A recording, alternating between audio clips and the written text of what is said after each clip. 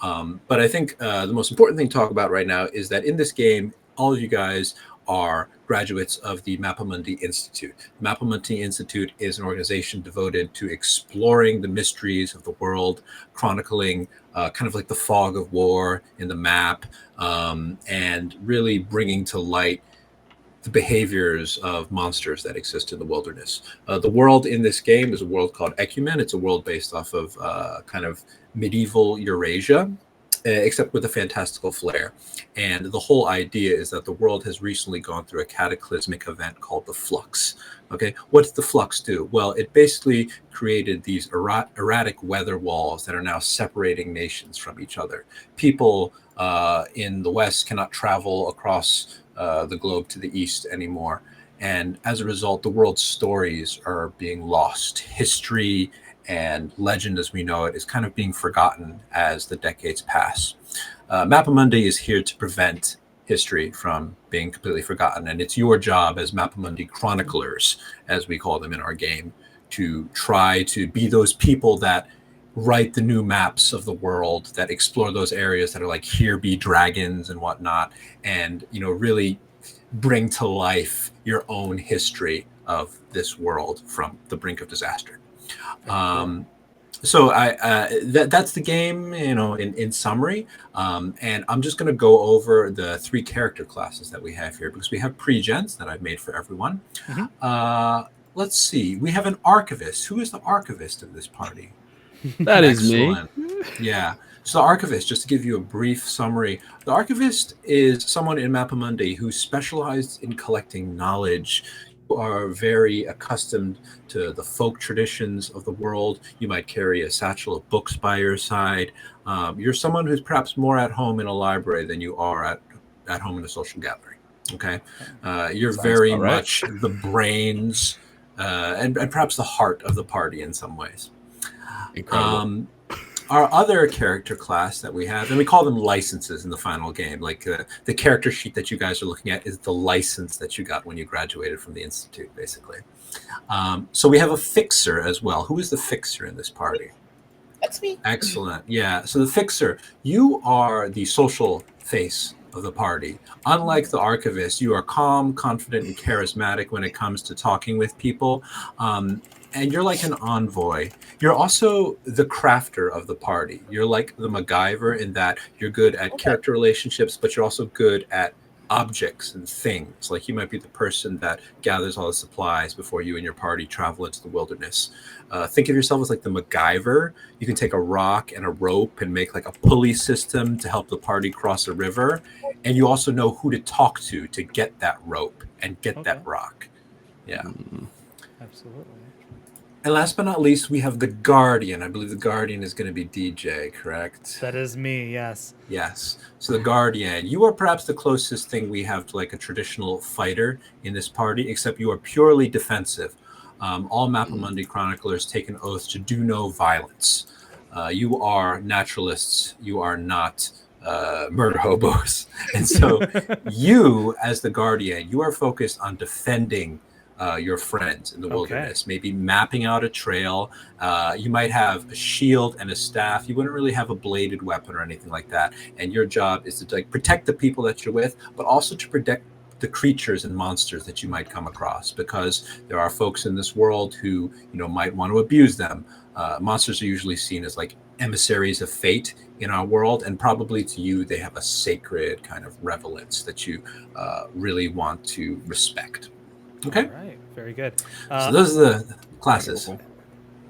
I should say real quick, if we all drop out, just rejoin, and we will continue right from there. Sometimes Streamlabs will like just make everybody drop out, and then I'll just have to reassign you to your spots. It's great. I love it. Gotcha. So. Gotcha. Okay, so I'll briefly go over everything on the character sheet here. All of you guys are looking at a character sheet right now. There's space for your name, space for things like a picture and whatnot. Don't worry too much about that right now, but have a kind of an image of what you might look like in the back of your head, because I'll ask you a little bit later. I want you guys to look on the lower left-hand side of your sheet where there's a section called Training. Okay? So in our game, there are 4.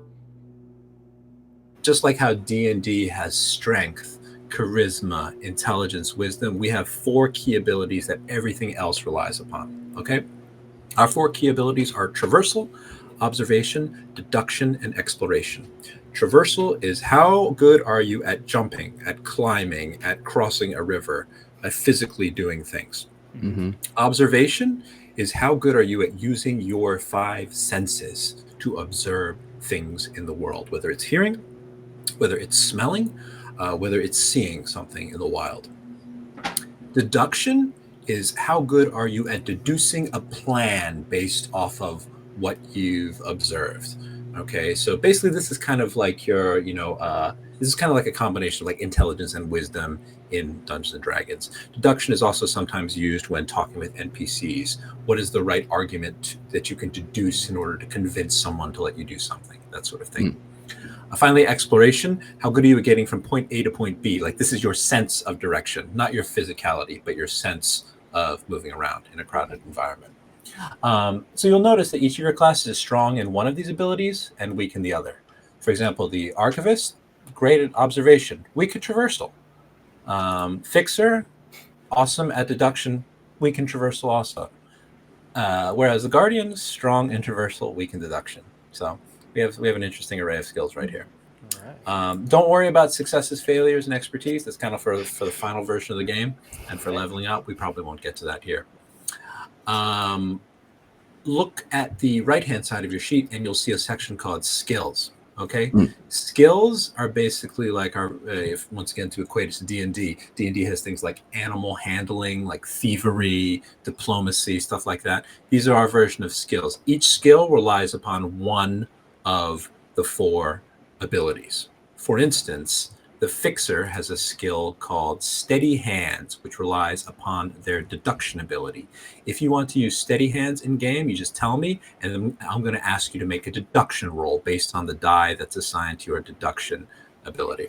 All right. So the names of these skills are in the full book, the full PDF, but they're kind of self-explanatory. Does anyone have any question just based on the name what their skill does? I'm just curious. What is "Don't Eat That"? That's just like Don't eat that. Yeah. So yeah. So you're a fixer, and you have a skill. You have a skill called "Don't Eat That," which is specifically because as a fixer, you are well versed in perhaps the poisons of the wild, or even the poisons of an urban setting. You can tell if a root or a plant being sold in a market is dangerous and perhaps will lead to strange dietary consequences afterwards. Right. So yeah, that requires a deduction roll because it's like searching your memory banks and deducing, hey, have I seen this before? Like that combined with this, would this be toxic? That sort of thing. Right. Yeah. Incredible. Love it. What about behaviorist for the Archivist?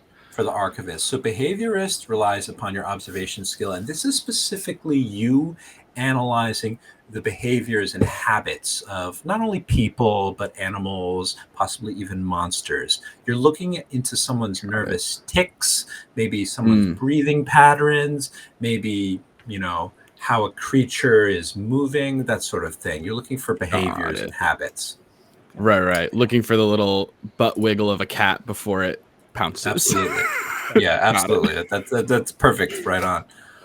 Any other questions? Oh, I think for the Guardian, you have tacks in the mud. That's meant to be tracks in the mud. It's a slight typo on the character sheet. But that is basically you're good at tracking footprints. Incredible. So those are skills, and then Oh no! Already? Ridiculous. So let me fix that. Sorry, everybody. Streamlabs is a pain. There we go. All right, we're going to assign. There we go. We're going to go Jeremy. Jeremy is Jeremy. Perfect. Classic Sam is Classic Sam. Show on stream. And finally, Justin. I'm getting real quick at this. nice. And Classic Sam is... Oh, there we go. Perfect. Oh, right. Please continue. Okay, so interactions on the lower right-hand side of your character sheet, these will come into play when you encounter the gigantic monster at the end of this adventure. Okay, think of these as like the battle abilities in D&D, like the fighter's second wind, Yeah. the thief's sneak attack, or like the ranger's multi-attack. Except you're not going to be fighting the monster in this game. Your job as naturalists are to try to unlock its behaviors. Okay. Okay.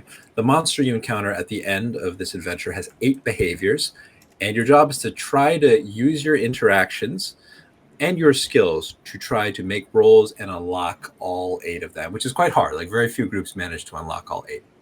Okay. But think of these as basically things that you might do in the field when facing a monster. A lot of people compare our game to Pokemon Snap, if anyone's played that. Like, you know, Nice. when you Yeah. wanted to take a cool picture of Charmander, you had to throw a Pokeball at him to get a reaction. Yeah. Okay. In our game, you're not necessarily going to be throwing Pokeballs, but the Fixer does have an interaction called Provoke. Okay. Okay.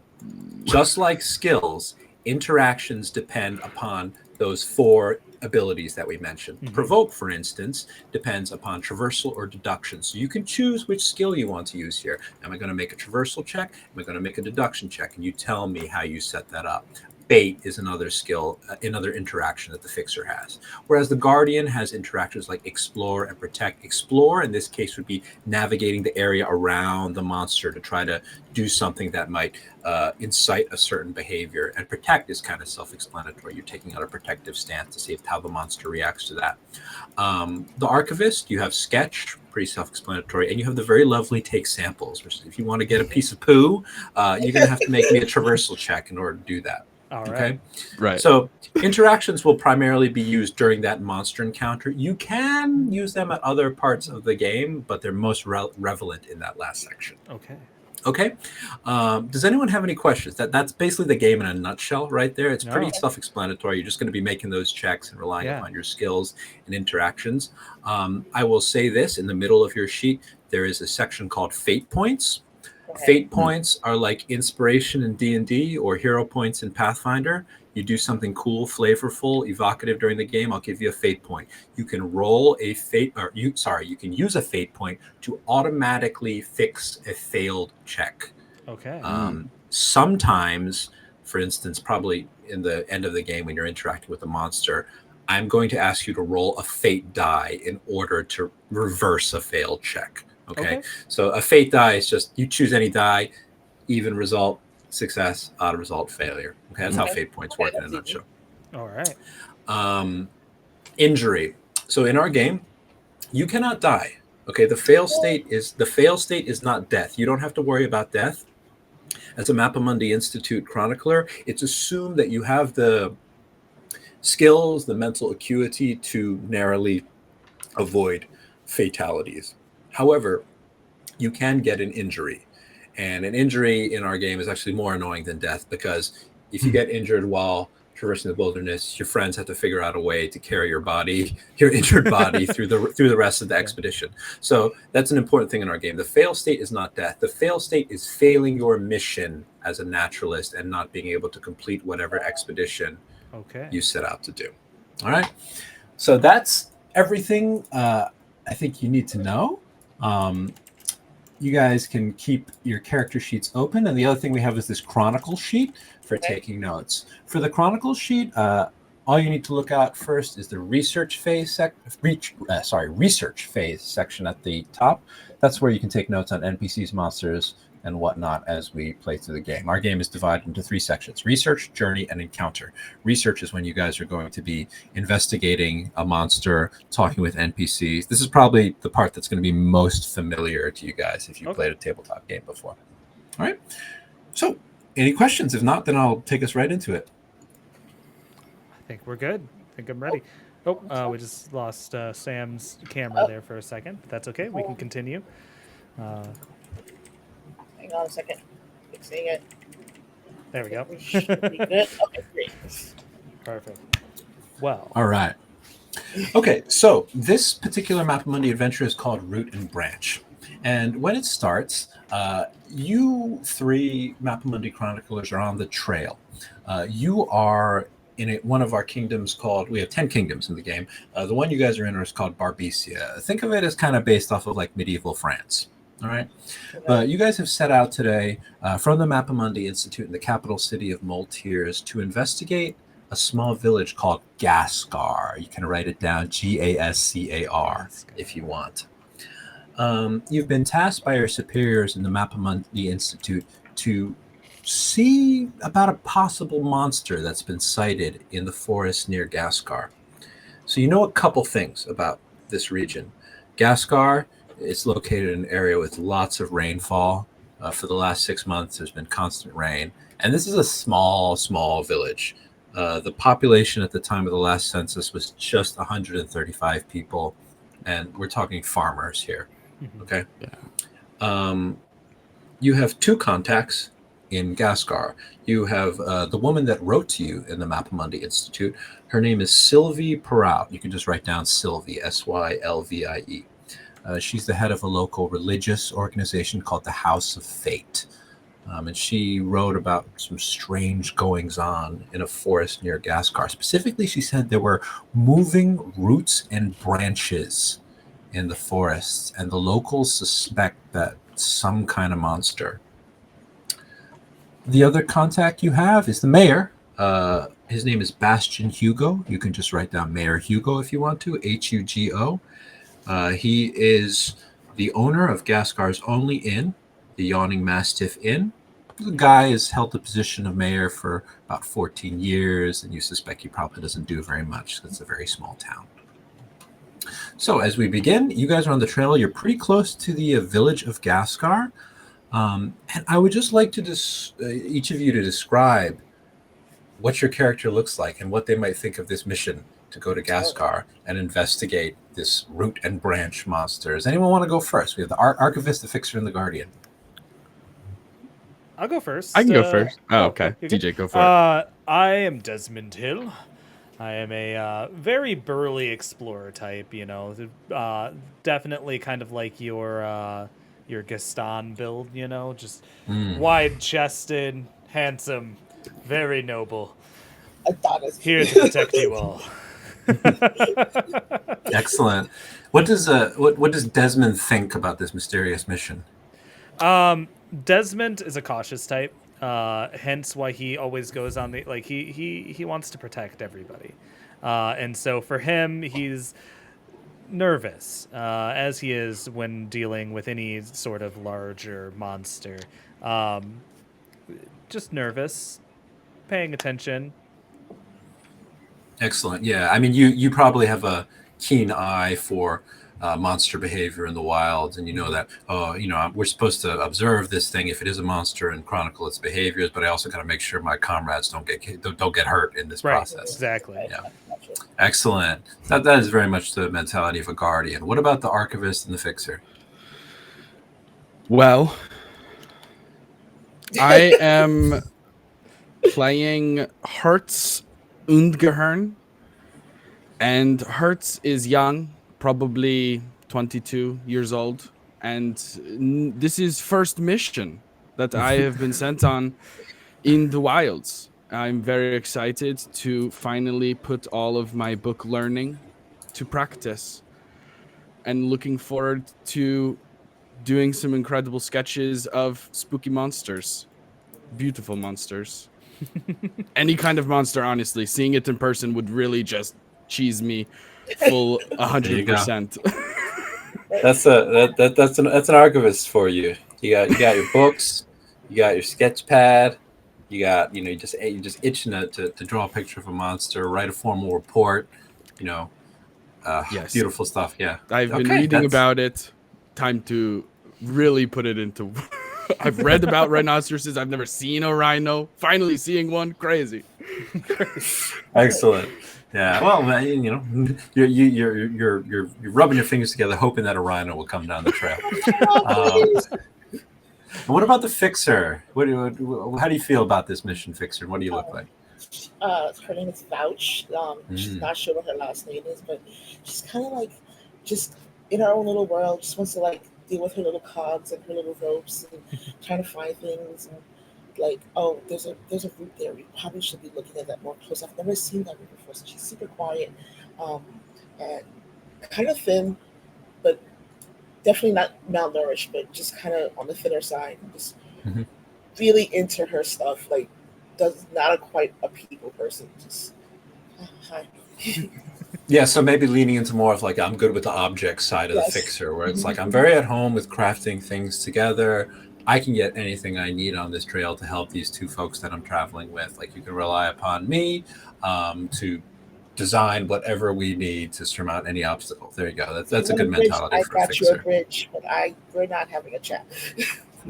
Excellent. All right. So we have this motley crew, and as you guys enter the town of Gascar, the research phase formally begins. All right, so you're greeted by this worn sign that says "Welcome to Gascar," and there's a gentle glow that radiates from the windows of several candlelit homes. It is probably about the afternoon, but it feels like you're entering into like a very thick evening time fog. That's the first thing you notice when you walk into Gascar. The fog is as thick as pea soup, and you can't see that far around you. I mean, this fog cloud seems like it suddenly rose up as soon as you walk into the village's vicinity. So this does feel like a sleepy village, but it's also kind of unusual that this fog is masking everything away.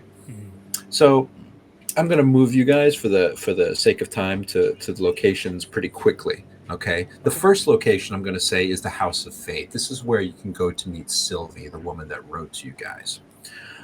So the House of Fate, this is not like a church or some kind of grand religious building.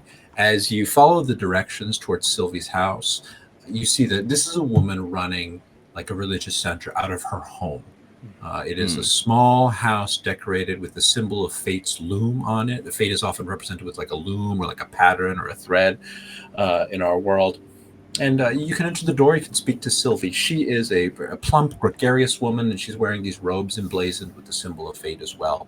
She's very excited to see all of you guys, and she greets all of you. She's like, "Oh, Mappa Mundi chroniclers! I'm so thankful that you're here right now. I wrote to you, and we have some very bizarre goings on in this town. The so-called root and branch monster has been really making the people talk." And the mayor has told everyone to stay out of the Azura Woods. That's Azura. The Azura Woods. It's not too far from the borders of town, but it's where the root and branch monster has been spotted. Just weird roots and branches moving in the fog, and the people are talking about tree monsters or all sorts of things. Also, someone's gone missing in the last couple days. It doesn't really bode well for the town because people are starting to say that, oh, maybe the root and branch monster was involved. So I can tell you what I know, but I know Mayor Hugo probably knows a little bit more than me. So now I invite you guys to ask Sylvie a few questions. You guys can also use your skills if you want to try to, or your abilities to try to discern things about Sylvie and what she tells you. All right. Well, I'm not quite good at deduction, but I am quite good at traversal. So it's in the Azura Woods, possibly, you say? Yes. Tell me about these woods. Any, I don't know, dangers we should be looking out for specifically? What is the characteristics of these woods? Oh, well, the Azura Wood is it's a forest. It stretches about, pretty far, I would say 13 miles down to the south of Gascar. And I've never been there myself, but I know that the mayor tells people to watch out for treacherous terrain and low visibility, especially because of the fog. So, throughout this research phase, guys, I am going to be assembling a deck of cards Okay. on my end. All right. Okay. Each of these cards represents each of these cards represents an environment you can encounter in the next stage of the game, the journey phase. All right, these are environments that you will explore in the next stage of the game. And I'll tell you guys, you have unlocked the forest card right now. Okay. So these cards are interesting because they all have radial symmetry. They can be read Oh. rightwise That's really nice. or upside down. Okay. Oh, that's cool. During the journey phase of the game, I'm going to present you guys with the cards you have unlocked.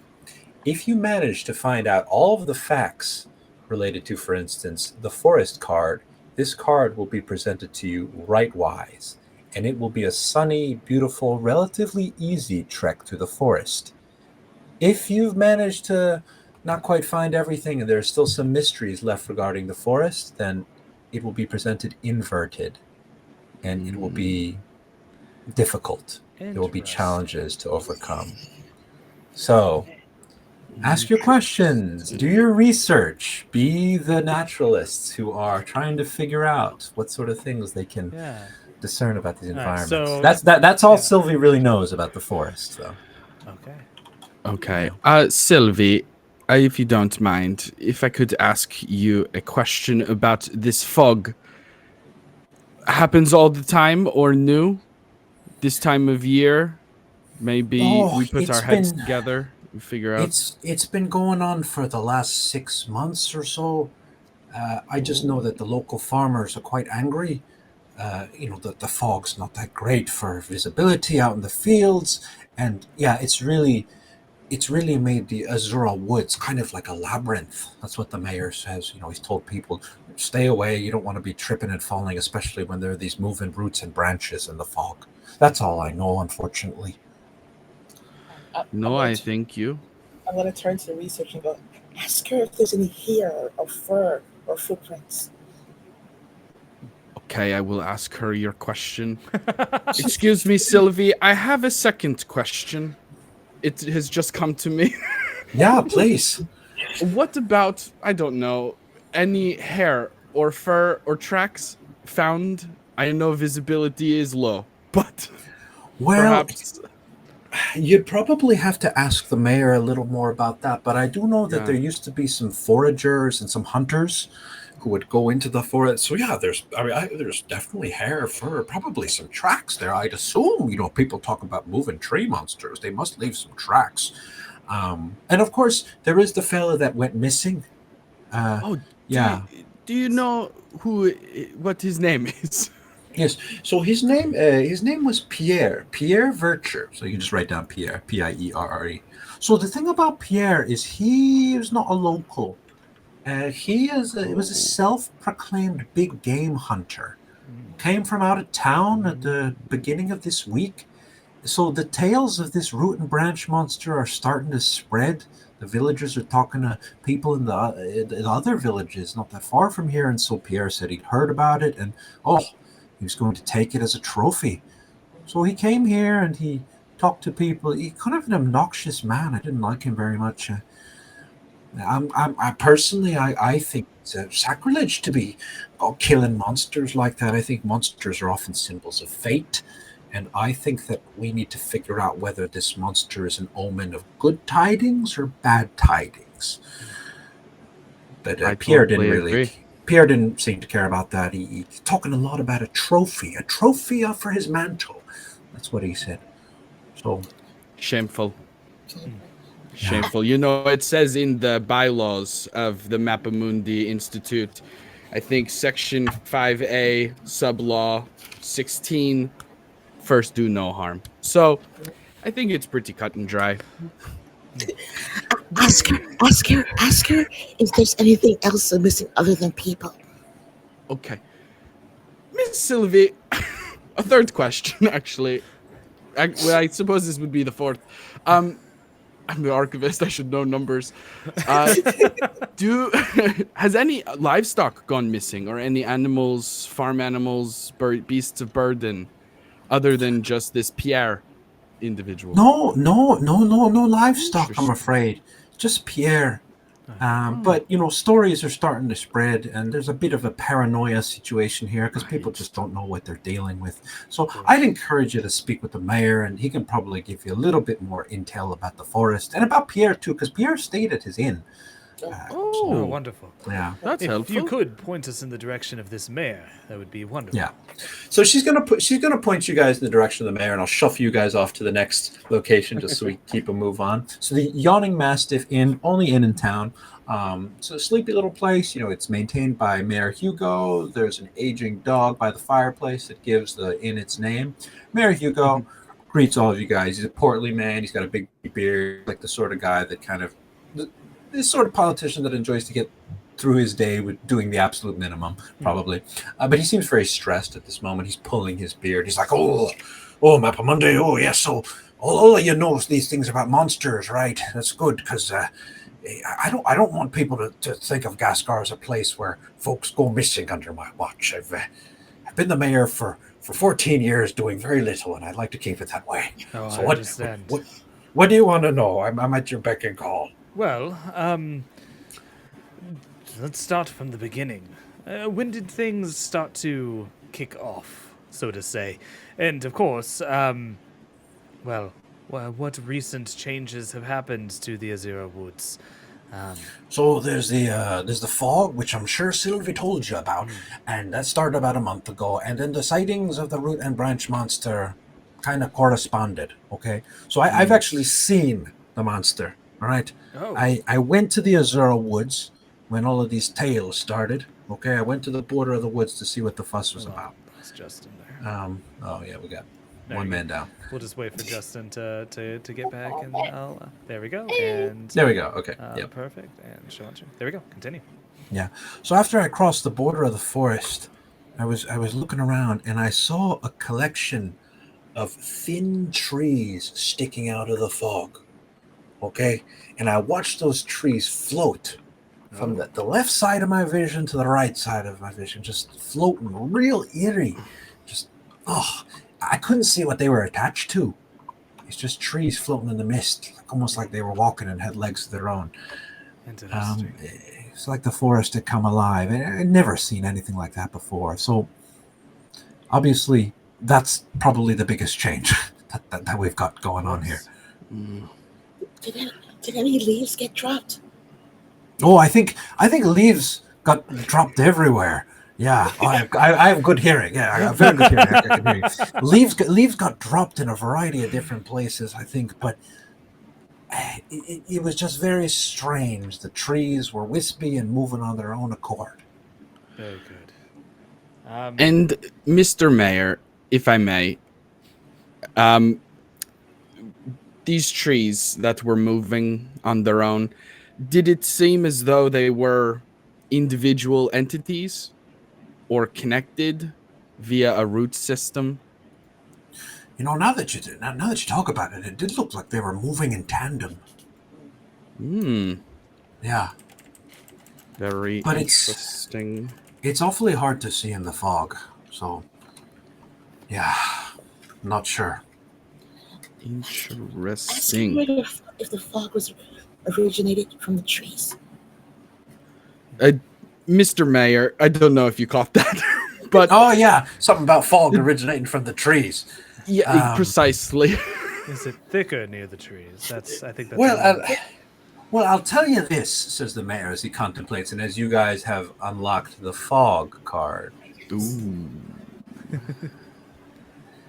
I'll tell you this. I'm not exactly sure if the fog had originated near the trees, but I'll say that we used to have an old system of navigating the Azura Woods where folks would tie red ribbons to trees to try to mark the path.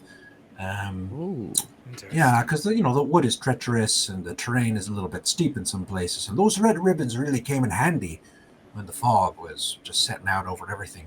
So, well, I don't know if the fog originated from the trees. I do know that the red ribbons are still up there, still attached to the trees. So if you're going to the forest, I say follow the ribbons, and it'll take you through to the nexus points of the forest, I think. All right. Very good.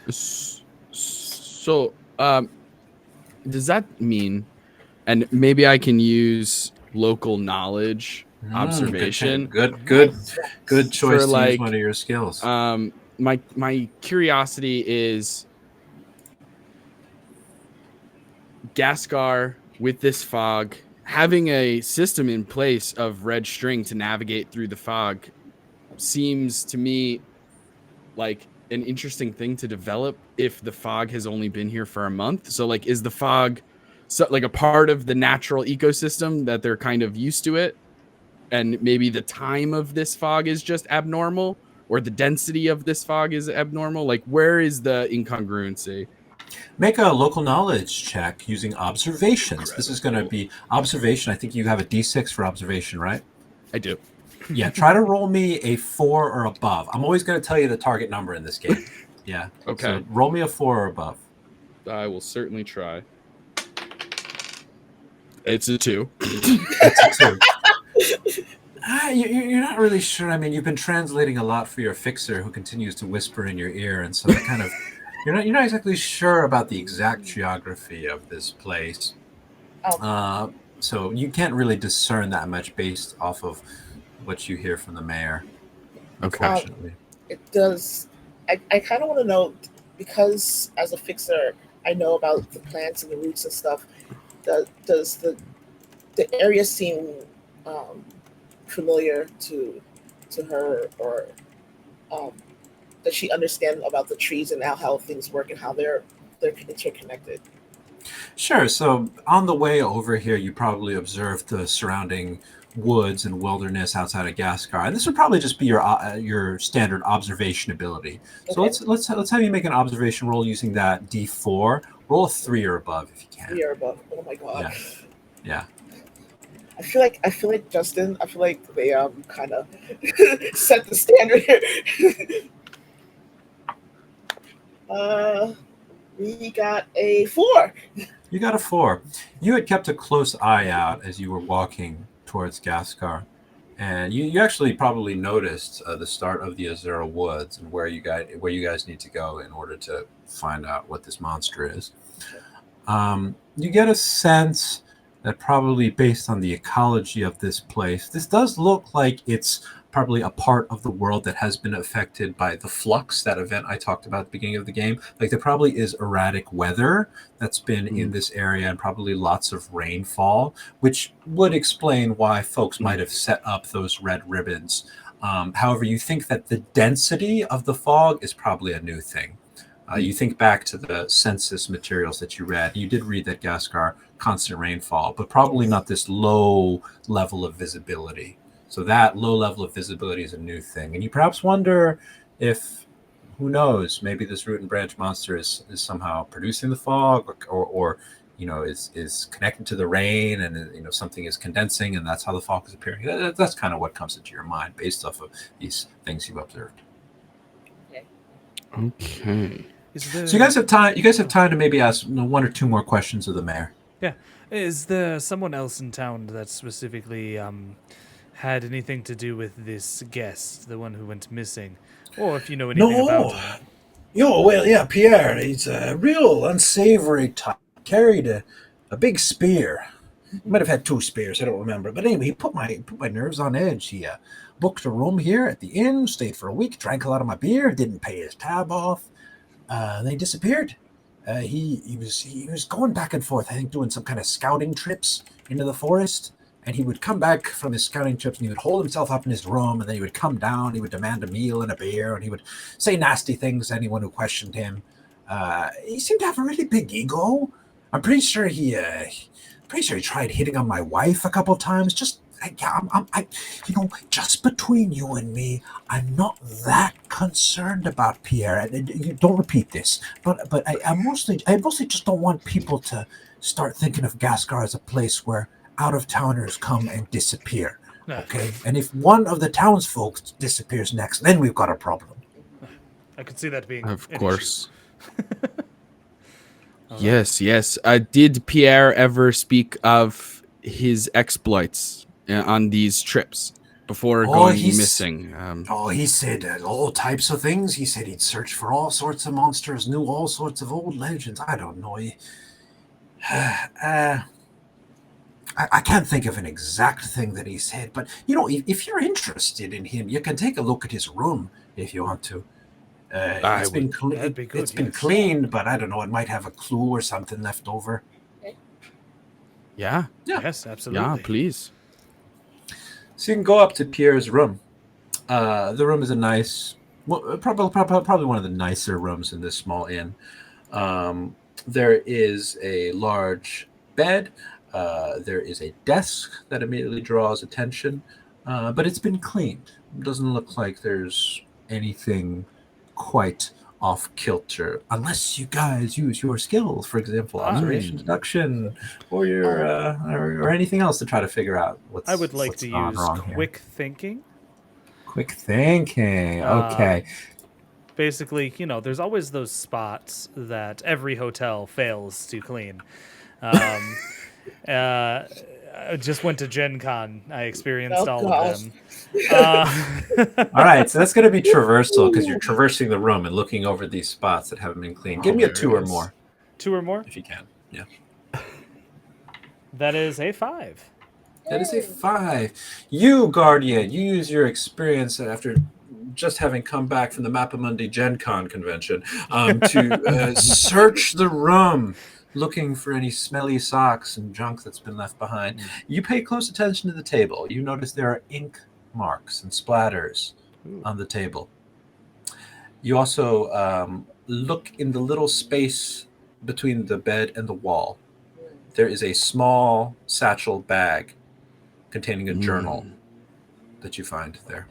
Interesting. It's fallen in the cracks. Well, obviously this isn't very useful. No, I'm kidding. Pull the journal out and go, I think we have something here. And I will lay it out on the table, open it up to, of course, the last entry, as, makes sense when somebody has gone missing.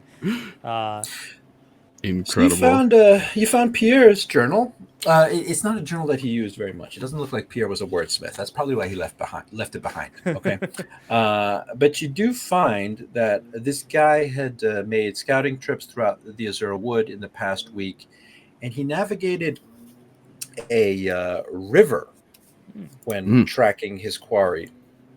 All right, so the river apparently stretched some distance and ended up in a fairly rocky section of the lake.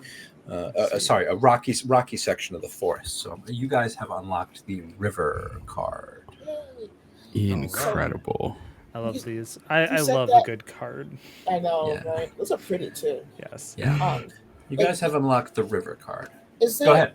Was there some type of? You said there was some type of substance or on the desk there was like ink. Yeah, is there ink? Yeah, so there are ink marks on the desk. The guy was writing on his desk. You're pretty sure. Yeah, but you don't.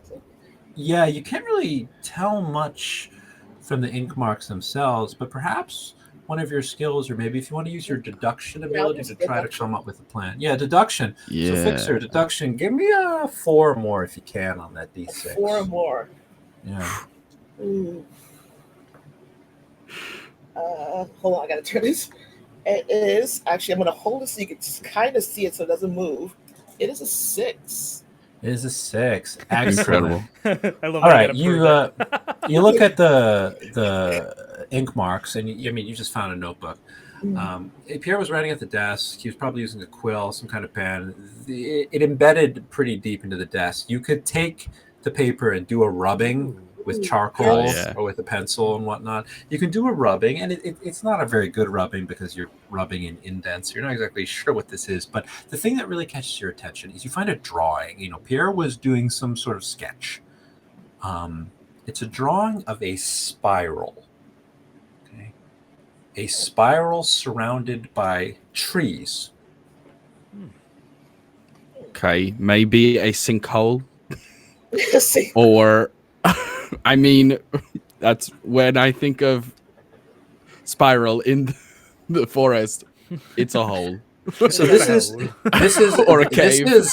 This is a clue of some sort. Yeah. You guys aren't exactly sure what it means, but you have found it, and perhaps it does relate to this monster. So I would like to give everyone a fate point for some quick thinking in the room to have found all of Pierre's stuff. So you just put a 1?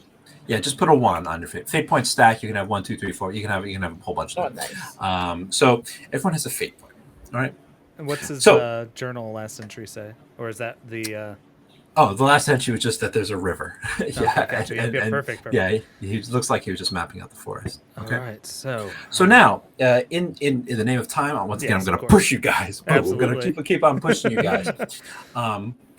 In the full version of this adventure, which you can read if you download our pre-release guide, there's more to do in the town and more NPCs to talk to. However, in this quickie game, boom, you guys Yes. have decided to proceed, knowing that you have found all there is to find in Gaskar.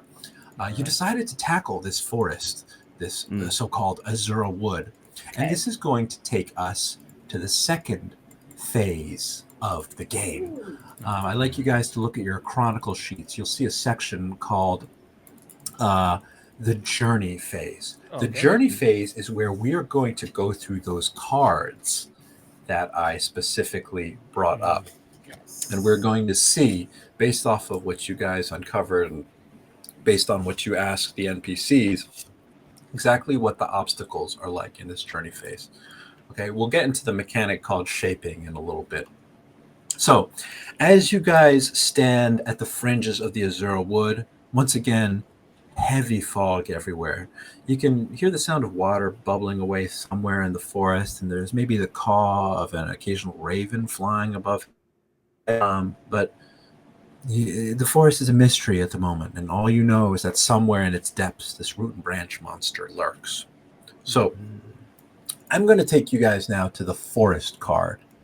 This was the first one that you guys unlocked. So you asked a fair number of questions about the forest, focusing a little bit on the trees and, the terrain of the forest and whether there was any hair or fur on the ground. But you weren't quite able to find out exactly what that terrain was like, what the names of the plants were and whatnot.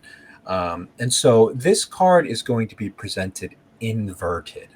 Okay, the forest is still somewhat treacherous and unknown to you guys.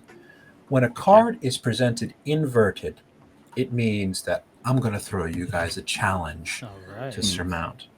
All right, so as you enter this forest, suddenly thorny brambles pull at your clothing everywhere. Your pathway is blocked by trees that almost threaten to rip at your skin, and by brambles, like the brambles in Sleeping Beauty, that just threaten to cut access deeper into the forest. You guys need to find a way to get these brambles, these thorns, these tree roots out of your path. What are you going to do? I think that there's a part of Hertz that is looking to the Guardian to help with some physical stuff. It's like, hey, Guardian, do the heavy lifting. Come on, man. Yeah, there's a tap on your shoulder.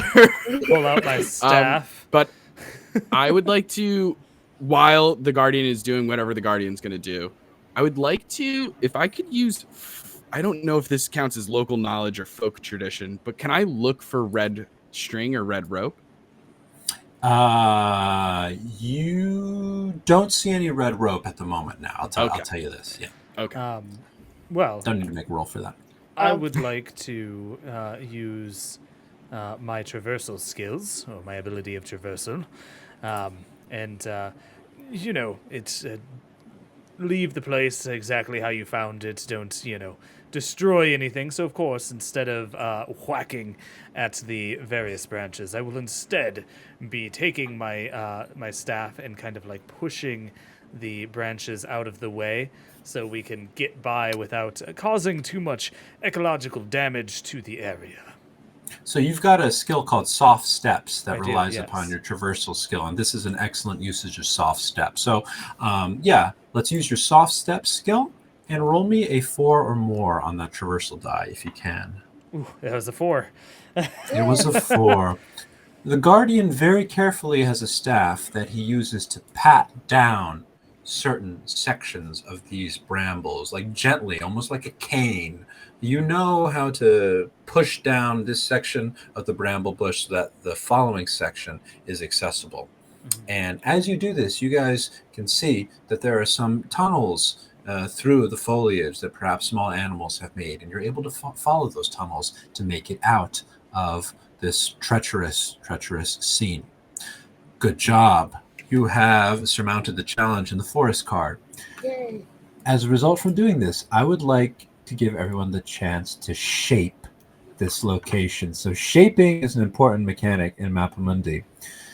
When I ask you to shape something, basically it means you get to add your own flavor text to the narrative and tell me, what does this stretch of forest look like? What do the brambles look like? As soon as you shape something, as long as it doesn't contradict what anyone else has said, including me, it becomes canon in the narrative, and then we continue to build off of that. So shaping can be kind of, it can be as conservative or as wild as you want. If you want to say that, you know, the brambles are connected to the ruins of an ancient city beneath the forest, that's canon now. So I would like to invite the Guardian, because you're the one that succeeded on the check, to shape the location for me. Then we'll go to you two guys, the Fixer and the Archivist as well. So as we begin to kind of like push through and like, you know, flatten like an entrance essentially into this bramble and through this bramble, the path kind of like, and strangely enough, it is rather path-like. It almost opens up where it's bramble on either side, but has kind of opened a bit into a more comfortable walking situation that would be completely hidden from the outside world, because you would look at it and you would say, oh, that's just a super thick bramble. It goes super deep. That's what I'm seeing here. Yeah, so it's almost like the brambles part, almost like a secret garden kind of vibe. Yeah, Like this forest is far deeper than it would appear. Excellent. Who wants to build off of that shaping? Maybe add their own flavor. Can I say that on the inside of this bramble tunnel, probably blocking out much natural light, I imagine, depending on how tight or how interwoven the brambles are, that maybe there are some like fireflies, just like giving the softest little, not necessarily like the most helpful in terms of light, but just a beautiful a respite, like this just interesting little moment of beauty in this like seemingly scary, I mean, obviously safety in the tunnel, but still rather scary, especially for the Archivist. Yeah, that's great. So I mean, this is where kind of like the doodling section of the game goes on. So like if you have the physical character sheet in front of you, we encourage people to draw and like the shaping as it occurs. So like, yeah, you've got these like fireflies, almost like kind of like a Feywild sort of vibe right now. Like you're going into this place that seems initially quite eerie and mysterious, but then you see that the weird lights floating around that look like will-o-wisps are actually fireflies. That's great. I love that. Fixer, do you have anything you want to add to this? Yeah, because the fog is still so thick and the canopy of the brambles is creating this like dark tunnel, and with the fog giving off presumably like a lot of humidity and moisture, there are like different types of mushrooms growing along the path, and she notices that some are great for food and some are not so great for food, and some might be poisonous to the touch and some might be great just to like, you know, for medicine, or some might not be anything at all. That's excellent shaping. And in fact, because it also relates to your don't eat that skill, I'm going to say that you do spot some of these strange mushrooms growing, and you are able to pick them if you want to. You spot that there's some poisonous ones. I mean, they won't kill someone, but they'll cause some intense vomiting. And there's also some normal ones that can be used as a food source. You can pick both if you want to. Up to you. I will say that this is a game where inventory is not of massive importance. Like you're not going to be buying items in the game. If you come across objects and put them into your inventory, always think about how you can use them later to advance the story. Right. So I suggest you just write down you have both toxic and non-toxic mushrooms on your character sheet, and see if there's a way to advance the fiction with that later. Okay. Very cool. So that's shaping for the forest. We've created a very specific image of the forest, this bramble tunnel illuminated by fireflies and filled with mushrooms. You guys keep on walking through the tunnel, and then finally you find that this bramble tunnel actually leads to the fog that we talked about before.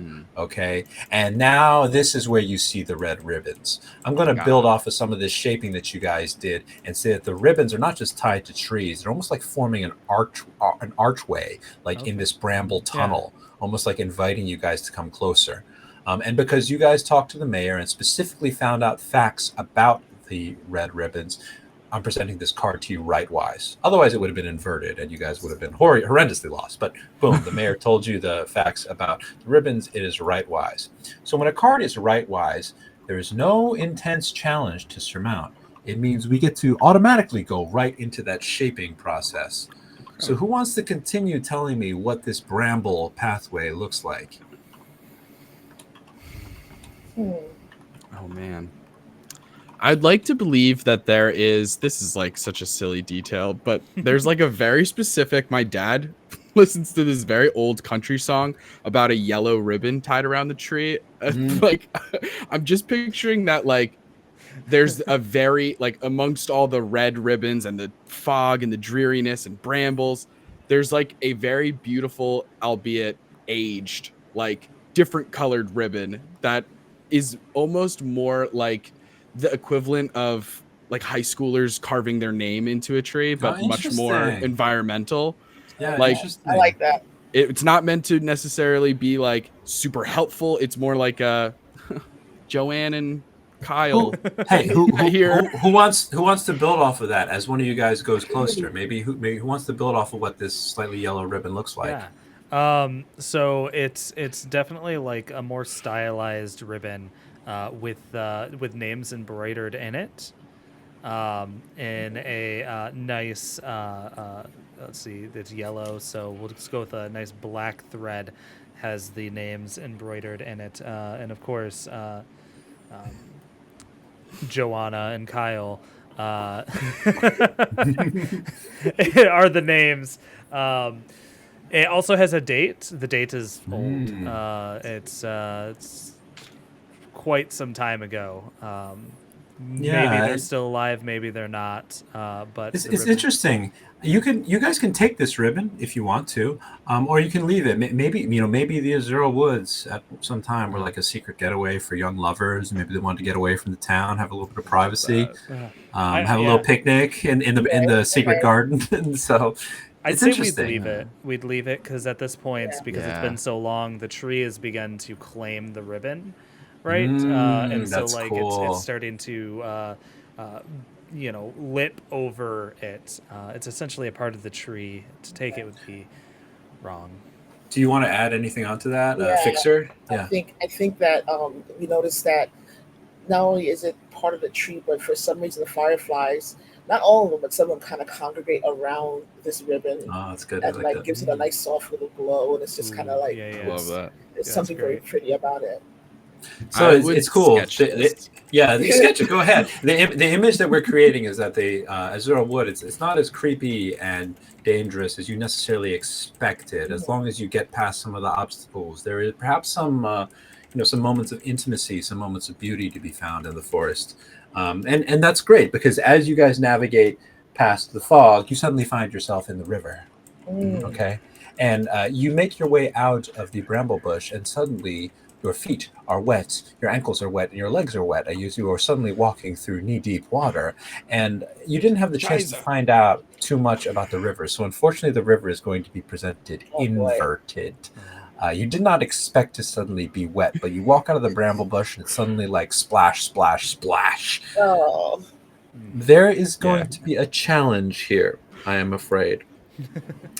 As you walk your way through the river and finally manage to reach the sandy banks outside of the river and are wringing out like your wet clothes, you guys suddenly notice that there are little black wriggly things attached to exposed parts of your body. Don't like it. They're leeches. Yeah. There are some leeches that have gotten up on you guys. There's a fair number of leeches. They're annoying little bastards. This is going to require some plan of removal, or else you might incur an injury. Who's good at this? Can I? The mushrooms, maybe? Yeah, I was just thinking, I picked some of those mushrooms, and I knew that some of them were like medicinal.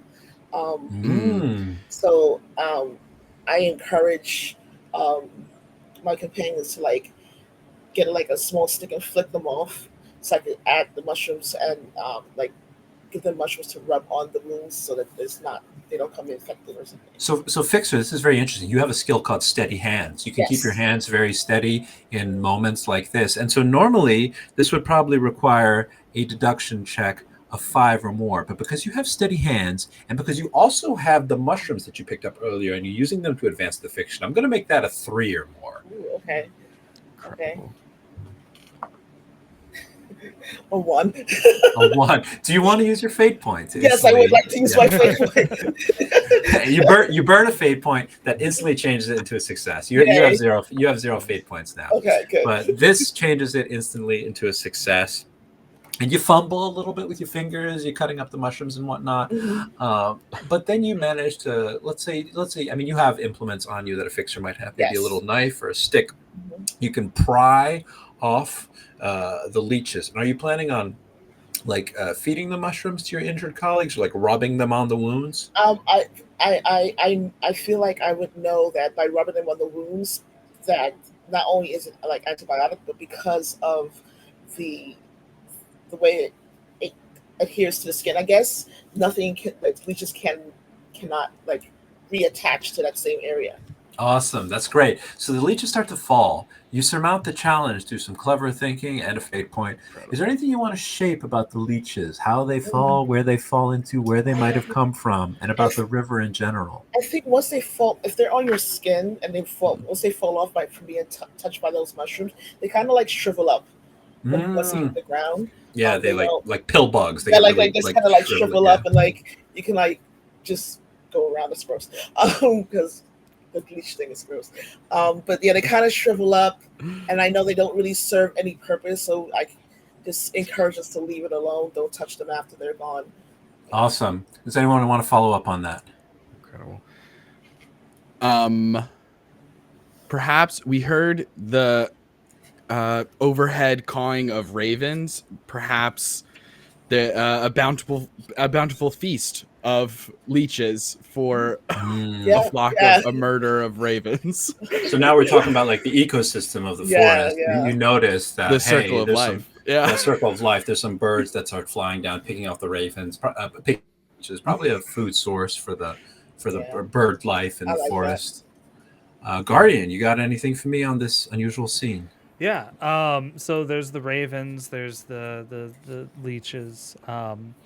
There's a very old wall, stone wall. You know, it's held in place by the weight of the stones. You know, it was never mortared or anything like that. There's a few spots where the wall has kind of collapsed a bit, but even still, it's like a testament of time.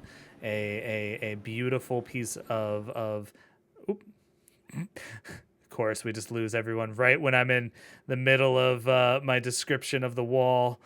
I just gotta see. We got Jeremy. There we go. Wait, you're not supposed to be there. Oh, I gave you the wrong one. The wall.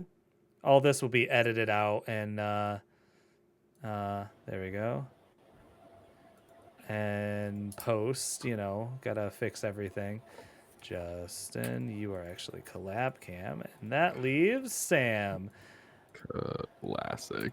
Classic indeed. All right.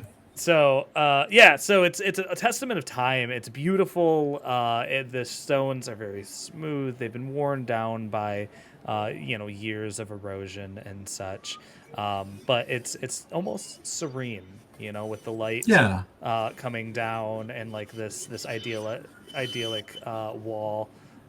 Interesting. Yeah, it's like so it's almost like there's probably some old structure that's been here in the forest for a long time. Maybe it was built by hunters, maybe by foragers, maybe there was a civilization that once made the forest its home. But beyond the river, you find this wall. And on the other side of the wall, as you move past it, I'm going to say there's some ruined sections of the wall, some old building blocks that you guys find in the forest. And this takes us to an opportunity. Okay, so during the journey phase of the game, you can have opportunities as well as these environments that you traverse. Okay, in the final version of the game, we will have illustrated art for the opportunity cards, but for now, I'm just holding up a blank thing. Opportunities like the journey cards that you faced can be rightwise and inverted. This opportunity card represents the missing man, Pierre. All right. Mm. Pierre can show up in this adventure dead or alive.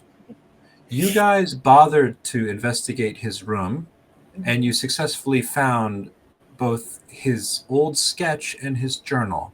This means that this opportunity card is going to be presented right-wise. Pierre is alive. Yay. You see sitting on a rock, one of these rocky outcroppings from the wall, a man with a very large and nicely preened mustache. He has a big spear by his side. The spear is broken, and he is dressing a wounded arm. It looks like his arm is in a sling. It's probably broken. He greets you guys as you emerge with kind of a scoff and a sanctimonious-looking expression. He's like, "Oh, hello, fellow explorers in the Azura Wood. Well, you are here to find the monster? The root and branch monster? Ah, it looks very close, not too far away from this wall, just down the path over there. The moving root and branches. I dare you to go there and take a look at it. See what it does to you." Well, we see what it did to you. This is nothing but a flesh wound. See, I normally operate at 110% every day. I am operating at 100% right now. I will be okay once I dress this. I'm looking at his wound, and I'm noticing him bandaging his arm. Right, he said, and I'm looking like, you're not bandaging. Can you tell me he's not bandaging it right? Hello, my name is Hertz. I think you are bandaging incorrectly, actually. Pierre, my name is Pierre Vercher. And who are you to tell me that I am bandaging this? What do you? He My takes a look name at is you guys. Hertz Ungehern. So he recognizes your garb, and he's like, "Oh, Mappa Mundi. Oh yes, you draw the little pictures of the monsters. You know, set out on your draw little pictures. expeditions. Oh, very good, very good. You go draw a picture of this monster. See what it You does. drew a picture in your room, sir. How dare you search my Fixer, by the way, Fixer, you were observing his arm. Make me an observation check. Ooh, okay. Give me a 3 or more. Is this like A 3 or more. Okay. Let's see. Here we go. We got a 3. Got a 3. Fixer, you notice that he's got a bag near his broken spear. Okay. The bag has something stuffed in it that he seems to be hiding with his foot. Perhaps the spoils of his attack on the monster. You don't know. You also take a look at his spear. His spear has an insignia on it. Looks like a snake with a lightning bolt through it. Ooh. Have I seen that and or heard of that before? I'm gonna tell the my companions, like, look at his bag and the spear. Look at the bag. So, Archivist, you have a local knowledge skill that relies upon observation. So give me a 3 or more. Okay. Redemption. A 3. A 3. This is the logo of the Forked Vipers. They are a criminal organization in the capital city. They specialize in taxidermy and in selling illegal hunting licenses. Of course. Yeah.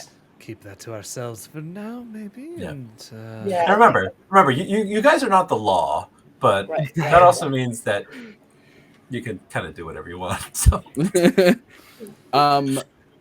Is there a way, I don't know if behaviorist would help with this, but is there a way when he was like, go follow this path to find the thing, did it seem like that is honest? Like he is so confident in, or like a lack of confidence in our abilities or something like that, that he was being honest and that is actually the direction of the monster? Or was it a means to get us to go in the wrong path?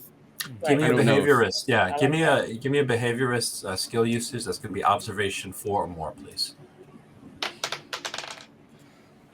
I'm going to use a fate point because that was 1. You look at Pierre's injury. It looks like he fell and broke his arm, probably from a decent height. Looks like he was probably fighting or doing something on elevated terrain. You look at the terrain in the direction that he pointed. So he does this wall that we've established in Arcana. It leads to a slightly rocky area. You're probably at the foot of one of the mountains that surrounds the Azura Woods. So yeah, you think it's probably accurate. Like he seems like kind of cocky bastard, kind of like, hey, go there, try and test your luck. You know, you can't do any better than me. We will allow you to return back to the village.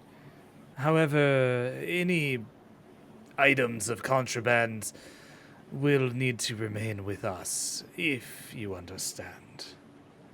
Who are you to give me these orders?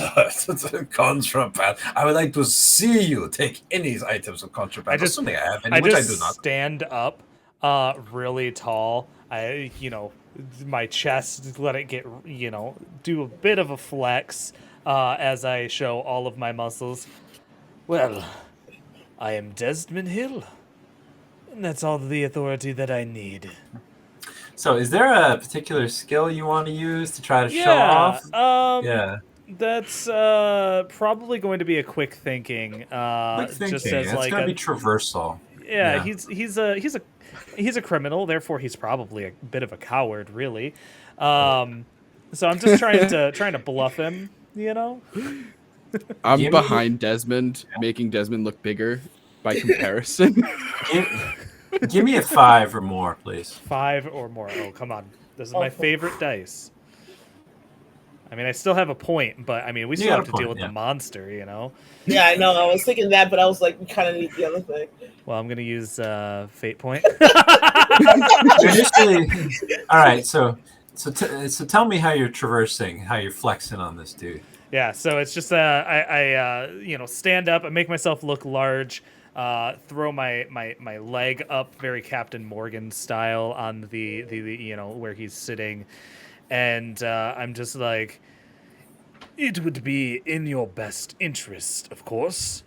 I would hate for your other arm to also end up broken before you make it home.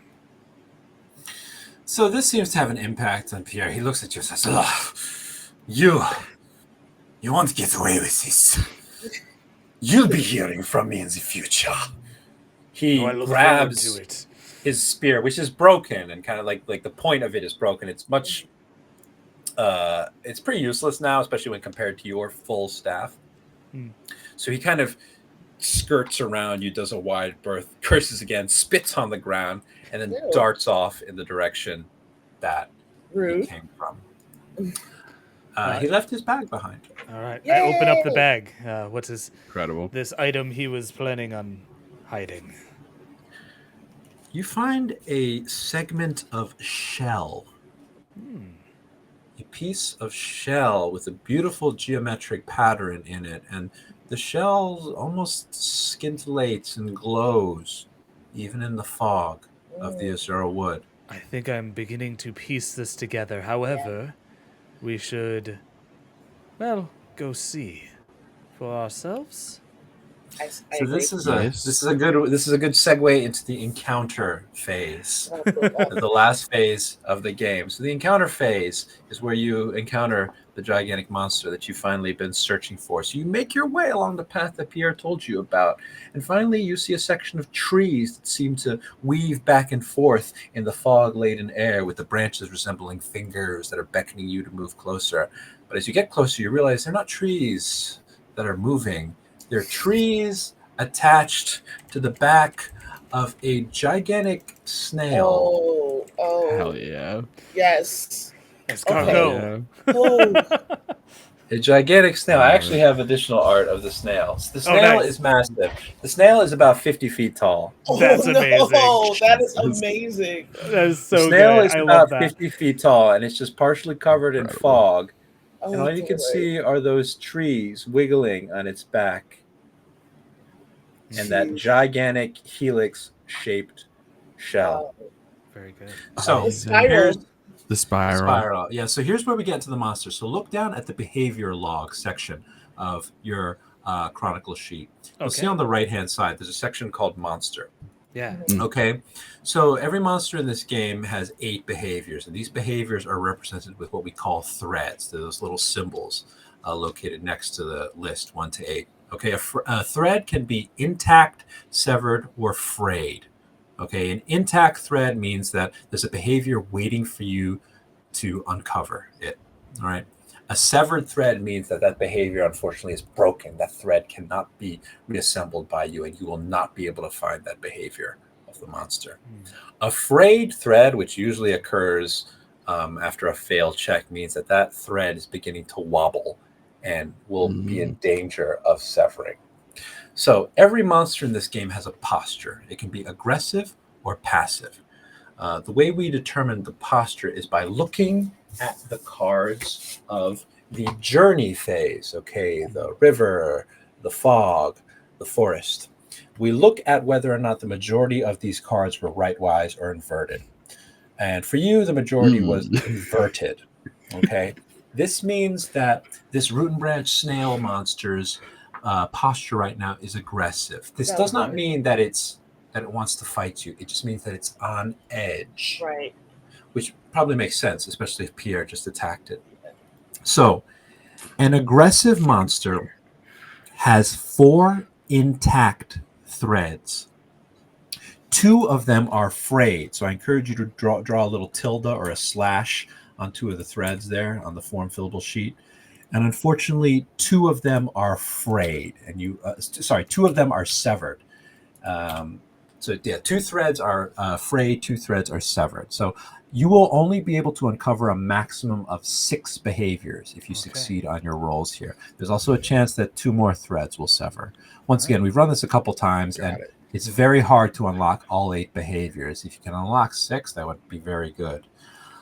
So what you're going to do now is, this is an incredible chance to observe a monster. This is Mappa Mundi's mission. I encourage you to look at the interactions that you have on your character sheet. Each interaction is potentially linked to a behavior. It's your job to use those interactions, and you can also use your skills if you want to. Though for skills, the checks you need to make might be harder to try to unlock the behaviors. All right. Incredible. I mean, right off the bat, I have to show Pierre. His sketch was garbage, so I have to sketch. I have to show him what a real sketch is like. Yeah. So that you immediately sit down, pull out your notebook. You're gonna show this bozo what a real drawing is like. Oh, that's just great. Make an observation. Awesome. Make an observation roll. And you found Pierre's sketch, so I'm going to lower the difficulty of this. Instead of a 4, it's a 3. Roll me a 3 or above. What can go wrong? And that's a 2. Wow. That's 2. Wow. Do you have a fate point? Brutal. No, I used it. No. So you're so excited that your hand is just shaking right now, and you're just scribbling frantically, and you can't really get a grasp on the shell of the snail because it begins to almost retreat deeper into the fog. I kind of think back to the leeches and remember that snails and leeches are pretty much the same. So I don't want to do anything to the snail. I just want to just keep that in mind, that the mushrooms that I have are, still there, that they may help us in the long term. But I do my companions, maybe we shouldn't go too close. I think it seems to be injured, and as much as I would love to maybe help the injury, what I have right now wouldn't really be helpful for it. So maybe not get too close. Of course. I will stay nearby you and make sure that nothing happens while we finish this task. Yeah. So would anyone else like to try using another interaction? So I will say that because you didn't succeed on that sketch check, one more of the snail's threads has become severed. It's almost like certain behaviors are just no longer visible to you guys. So there are now a maximum of 5 behaviors. I would like to use my Explorer. I would like to kind of do a wide circle around this thing. I want to pay attention to what it's doing. Like, what is it eating? Is it eating? Is it, just trying to pick up some other angles that maybe we aren't exposed to at the moment. Give me a 4 or above if you can. 4 or above, exploration. That is cocked. That is a 6. Yay! There's a 6. Incredible. Not only was it cocked, it You- was like on top yeah. of a dice and on top of like the side of my tray. It was pretty You impressive. make a loop. You make a loop around this area, observing everything that the snail is doing. You suddenly notice that it's retreating into a crevice underground. There's a gigantic pit in the ground, not that far from where you guys. As it moved away from the archivist as he was doing his sketches, it seems to be moving downwards into the earth itself. You Subterranean, unlock this. Yeah, you unlock the behavior called Yay. subterranean. Yeah. Okay. You can write that down. Yes. Subterranean. Yep. So it appears that the snail is venturing back into its underground lair. You, Guardian, succeeded on an exploration check, and you can actually start following it into the lair. Um, And I would like you, Guardian, to shape for me, what does this subterranean enclave look like? Yeah, so the rock around it that it's kind of going into, it's funny because like its shell just barely seems to like get there, right? And it's the same almost color. So when it gets in, it almost camouflages itself naturally to where even if you were following it down into this layer and you didn't know that it was there, it could hide itself just by pulling itself into its little snail shell. Excellent. Yeah, so you're in the midst of this weird subterranean lair right now, and your guardian is in front guiding all of you guys downwards, and you feel as if the snail probably regularly travels from this underground passageway up into the forest on a, probably like a daily basis. As we're going down, like right before we enter, I want to use exploration to look around and see if I see any food sources, not only for ourselves, but what I would think a snail would eat. Yeah, that's so. Yeah, give me an exploration check of 2 or above. if you 2 can. or above. Okay. D4. All right, here it is. 4. 4. Incredible. Okay. You don't see any food sources specifically, but you do feel something slippery as you're maneuvering around in the darkness. You look down and you see slime beneath you. You've unlocked the slime trails behavior. Yay. All right. Okay, it looks like this root and branch monster is producing a slick trail of slimy mucus to facilitate easy movement, and the entire slope of this underground crevasse, it's covered in the slimy stuff. This slimy stuff could probably, you're not sure if it has any medicinal properties, but there's enough of it to maybe bottle up if you wanted to. I would definitely like to do that. Yeah, you can bottle it up, and a cursory examination of this is probably going to require a check. Okay, so I definitely want to bottle it up, and I definitely want to see if it's helpful not only to us, but maybe helpful to the snail's injury, since it seems to be injured, and that injury may be causing its agitation.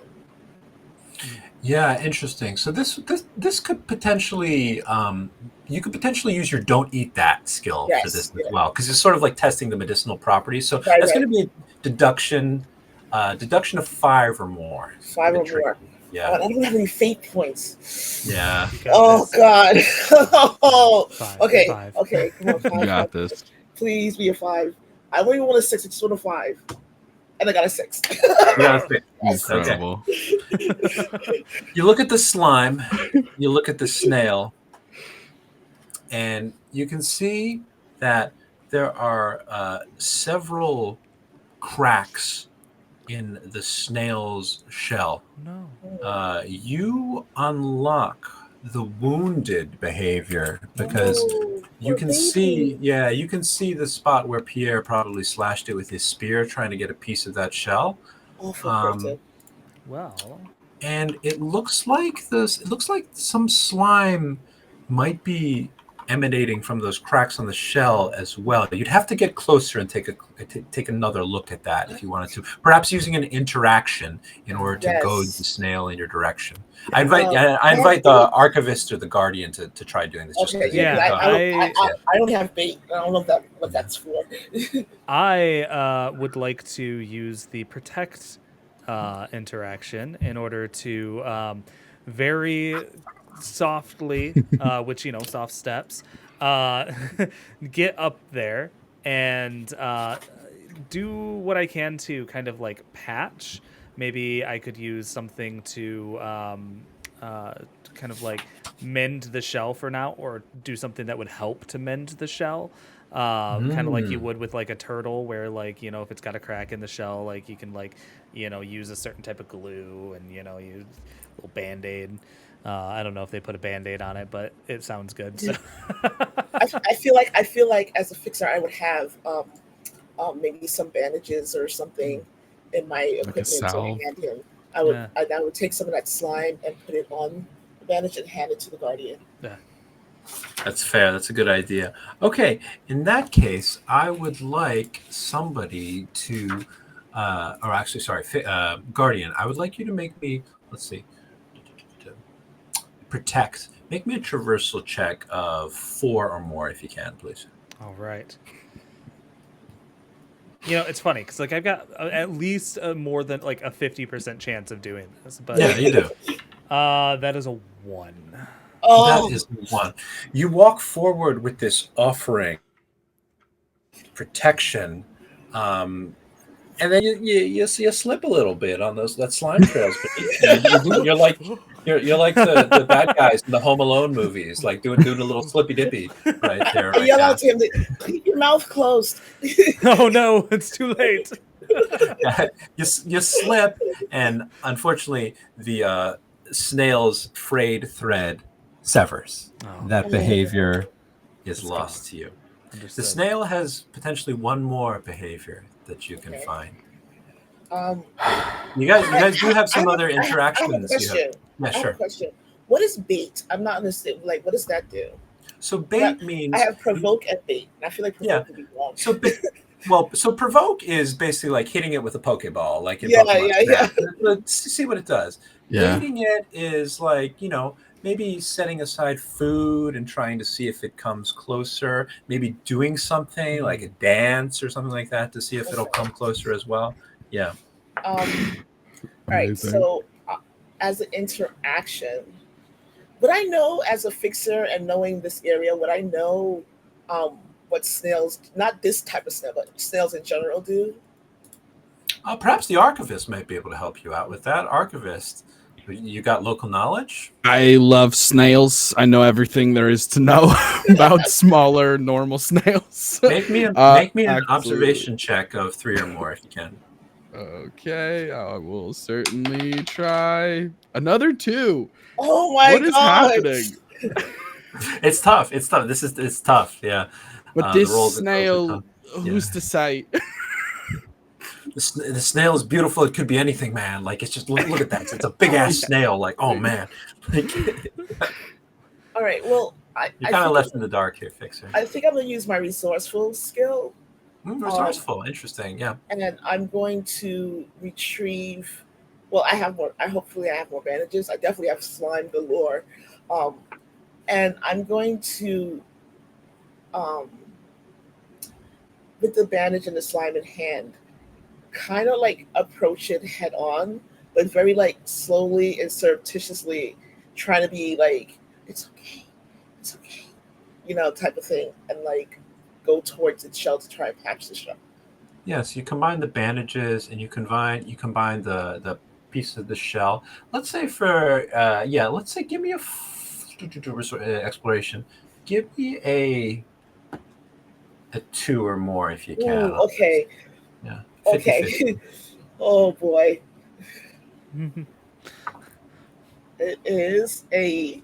I'm going to show you here. It's a 3. Yay! It's a 3. Incredible. You get closer, having used some of the implements that pick them. and you're kind of gingerly getting closer to the snail, and you see the section of the shell that Pierre probably jumped on from a great height and started hacking away on. And what you can do is you can kind of place those fragmented pieces of the shell on those cracks. And as you do that, you manage to unlock the regeneration behavior. Yay. So you can see that this monster is regenerating the fragmented sections of its shell by secreting a translucent substance across the cracks. This substance looks a lot like the slime, except it's hardening. It's quickly hardening into a protective film over the injuries. Archivist, you had a brain fart, but you suddenly remember that snails, normal snails, they can regrow portions of their shell. If you accidentally step on one, it's not completely destroyed. It can regrow a portion of its shell. It looks like, and this is pretty amazing to you, Archivist, it looks like this root and branch monster has an accelerated form of regeneration and is actually secreting a substance that is growing back that shell, in a matter of mere minutes. Incredible. Very good. So that is 4 behaviors found 50%, not bad. For this root and branch monster. And as you guys witness the root and branch monster slowly regenerating its shell, the gigantic gastropod slowly moves deeper into the cavern, and fog seems to completely obscure it from your vision. You realize that the slime trails that it leaves behind probably evaporate in the heat of the forest and create the fog. And that's probably why the fog was so dense. And as the root and branch monster slithers away, you're left feeling this sense of awe that you've witnessed something that no one else has ever witnessed before. Done it. So now I'm going to take you guys to the epilogue. We're finishing right on time. Awesome. So you guys can return to town. There is no sign of Pierre. It looks like our guardian has intimidated him, perhaps caused this nuisance thief to scramble back off to his masters. You might have to deal with him in the future. Maybe a report to the Mappa Mundi Institute to watch out for this fella might come in handy. Okay. But Sylvie and the mayor are very interested to hear what you found. Sylvie's like, so, as a monster, does it bring good tidings or bad omens? And the mayor's like pulling on his beard. He's like, what happened? Please tell us everything. Do we got to worry? Oh, my God. It was snail. I'm gonna whisper to my companions. Go, you should tell them that it's just an injured animal and it's Pierre's fault. It's Pierre's fault. Yes. Unfortunately, it's all. It was just a misguided snail of larger proportions, and its slime makes fog, so no big deal. As long as do you think nobody bothers it, it'll be fine. You think there's a possibility that we can turn it into a tourist attraction, or just come to Gascar and see the giant snail that makes the fog? Is there money to be made in this? Maybe? No, leave it alone. Leave it alone. It depends. I mean, if you were to make sure that it is protected, and the money goes to keeping this creature preserved, and people stay at least 100 feet back and look at it from a distance, then I would say absolutely. But I worry about the ecology of the forest and the balance of everything around it. I would prefer that you keep it secret and safe. Yeah. It wouldn't harm anybody. The mayor and Sylvie both think about this, and then they come to an agreement that this will be Gascar's little secret.